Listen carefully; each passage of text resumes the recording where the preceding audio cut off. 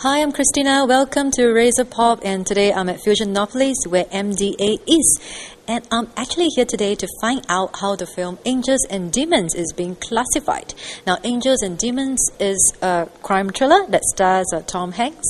And today I'll be talking to Chien from the Board of Film Censors, as well as Vijay from the film's consultative panel, who are going to tell us how Angels and Demons is being classified. We'll also be talking to them about how film classification has evolved from film censorship. Okay, so now without any further ado, let's get going. After watching Angels and Demons, I met up with Chien and Vijay, and we went to the Media Content and Standards Division where some of the film classifiers were busy working away. It's at the group viewing room that they shared in greater detail the intricacies of the film classification process. Hi, I'm Christina again, and I'm now at the group viewing room with Chien from the Board of Film Censors. And then we also have Vijay, chairperson of Film's consultative panel. Thank you for coming on Razor TV. Now we're going to discuss a little bit about the film classification process. So my first question is, how are films classified?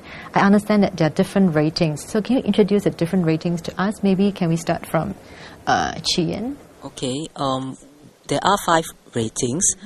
G, General, PG, Parental Guidance, NC-16, no children below the age of 16, M18, for persons aged 18 and above, and R21 for people who are 21 years old and above. I see. And what's the process of film classification like? Okay. What are the different stages? What is stage 1, stage 2, stage 3? Okay.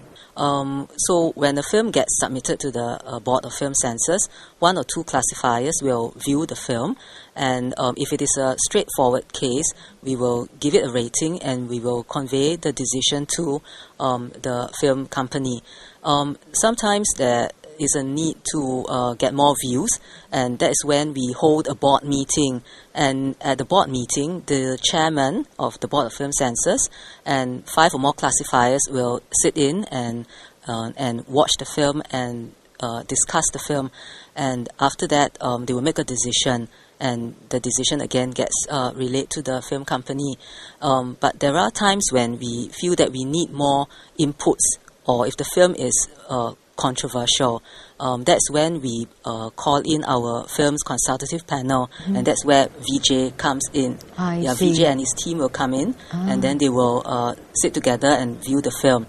And after that, they will discuss, and they will make a recommendation to the BFC. I see, which is back to you. Yes, right. Oh, so it's a long-drawn process. Yes, it is. So the BFC will take into consideration the feedback given by the film's consultative panel and then make a decision. And so that rating goes out to the film company. And there are instances where the film company does not agree with the BFC's decision, and they can lodge an appeal with the film's appeal committee. Yeah, and yes, so again, like the film's consultative panel, the film's appeal committee comprises members from the public. Yeah, and then so they will watch the film, and then they will discuss and then make a decision. One thing different about the film's appeal committee is that the decision that they make is final. So they can either agree with the BFC's decision or overturn the BFC's decision. Yeah. I see. So Vijay, do you think you could explain your role as the chairman of the film consultative panel in greater detail? Yeah, sure. The film's consultative panel is a panel made up of about 60 members who reflect the cross-section of Singaporeans. Yes. And so we have people of adults of various ages, as well as people who represent the various religious and ethnic groups as well. I see.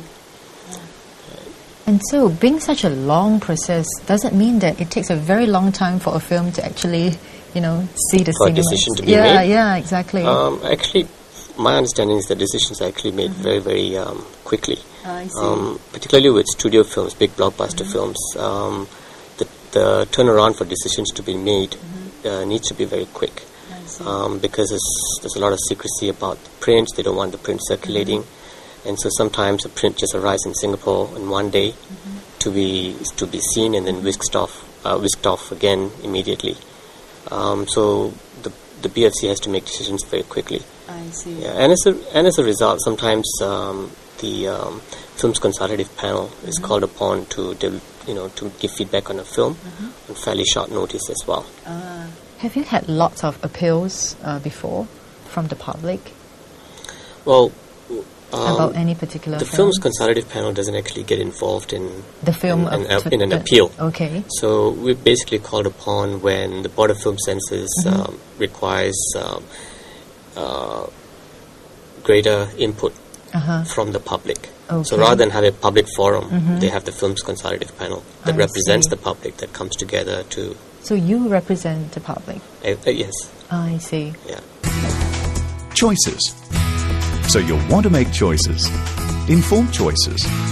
Classification lets you make informed choices. Lots of them. Over 16,000 movies, videos and games. Is that enough? Choice? Over 16,000 movies, videos and games. Classified in Singapore each year. That's over 50,000 hours, 2,000 days, or 5 years of entertainment. That's more choice than your eyes can take. More informed choices for G, PG, NC16, M18 and R21.